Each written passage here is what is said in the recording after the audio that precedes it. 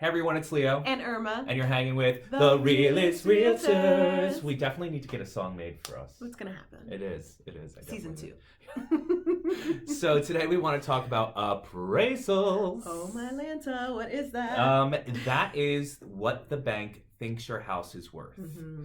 And that's the one that really matters. Very important. Yes.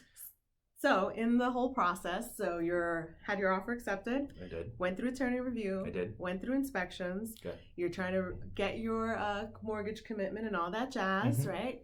So the appraisal, this is where the bank sends an appraiser to the property to evaluate its current state, inside and out, compare it against recently sold properties in the neighborhood, Mm-hmm. and come up with its appraised value.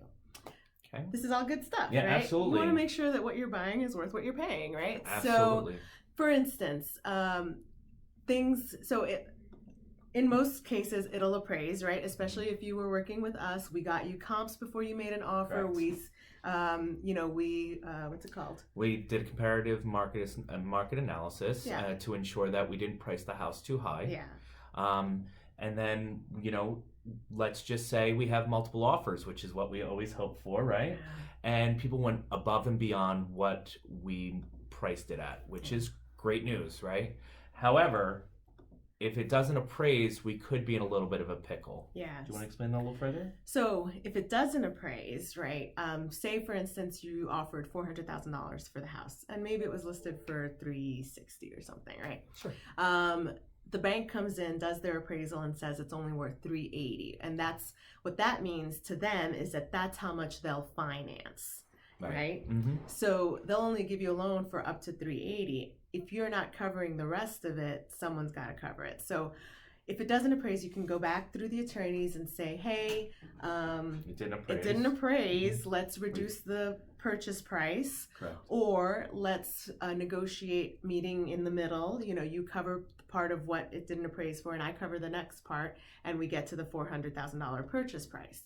Or you walk away. If you can't come to some sort of meeting of the minds, you can walk away. And another thing to keep in mind is, Zillow is going to have its own Zestimate, that's what it's called, and it's usually incorrect. Yeah. The way that a house is appraised is it's normally taken block by block, similar size, the same type of house, the updates or not updates, the square footage of the house, if the basement is finished, things of that nature, and it has to be in close proximity to your house. So you can't really, look at a house that sold down the street for $500,000 and say that's my house because they could be very different. Apples and oranges. And Absolutely. Also sometimes I get, well, that house sold for whatever, right. But that was 2 years ago.